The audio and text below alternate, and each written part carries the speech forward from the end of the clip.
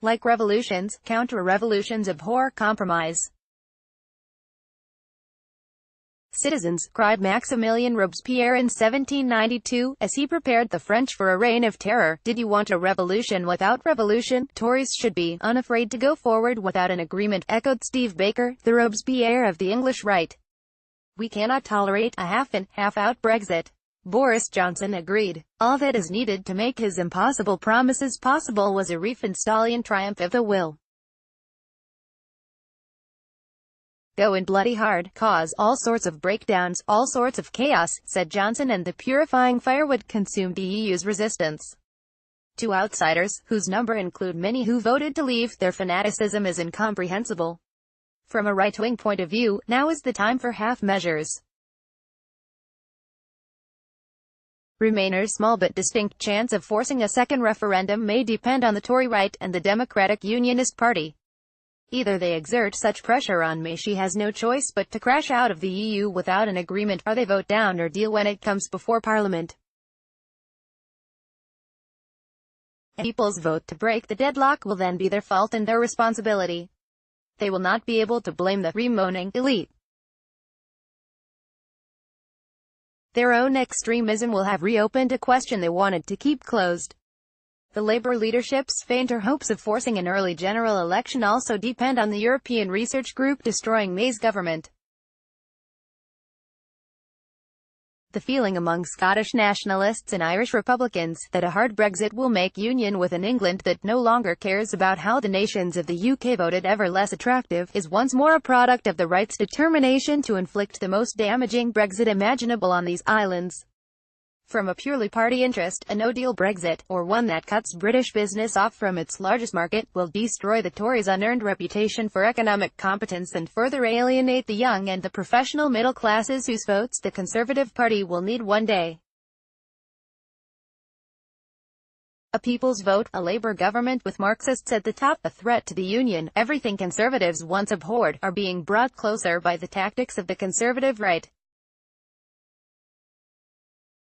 You can understand their determination to push Brexit to the limits only when you grasp that, to its promoters, Brexit is the best and only chance they have to launch a counter-revolution.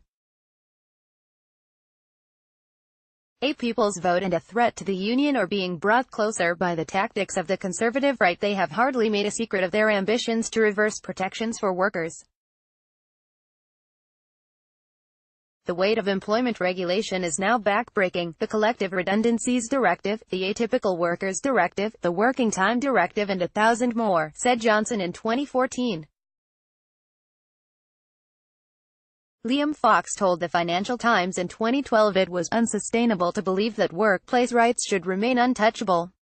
Jacob Rees-Mogg said he could not support all the employment rights that come from Europe. David Davis, John Redwood and the older Brexit crew were against the social chapter from the moment of its inception. Meanwhile, Andrea Leadsom outbid them all when she dreamed of a future when there was absolutely no regulation whatsoever, no minimum wage, no maternity or paternity rights, no unfair dismissal rights, no pension rights, for the smallest companies that are trying to get off the ground. Leaving the EU can make their dreams come true, as Davis came close to admitting in 2016 when he told a City audience that his alternative strategy was to compete with the EU by offering lower tax, softer regulation and other strong business incentives. It is not coincidental that so many of the loudest supporters of Brexit are against gay rights. As a Christian, I am well aware of the biblical view of marriage and I support it, said Steve Baker. Gay Labour MPs were bent, said Aaron Banks, while Peter Bone opined that gay marriage was completely nuts. Women's rights are treated with the same disdain. Nadine Dorries brought forward an amendment that would have stripped abortion providers of their role in counseling women. Liam Fox, Ian Duncan Smith and Owen Paterson supported her. It is not a coincidence either that the leaders of the Brexit backlash insist we deny what is in front of our eyes. Paterson yawned and said, "We should just accept that the climate has been changing for centuries," when he was Environment Secretary. In apparent seriousness, Redwood added that scientists who warned about climate change revealed an ignorance of the way science works. And Nigel Lawson opined, without a shred of supporting evidence, that temperatures were not in fact rising at all. The original sin of the authors of Brexit was to refuse to admit that it must either bring a shuddering dislocation as Britain tore itself out of an integrated European economy or turn Britain into an EU vassal state that obeyed EU rules but had no say in their formulation. The greater dishonesty was that the EU referendum was never just about the EU. It was a howl of rage from Thatcherites, who cannot accept that their ideology failed, from the old against the young, and from all who could not make their peace with the sexual revolution of the 1960s, the environment science of the 1980s and the multiculturalism of the 2000s.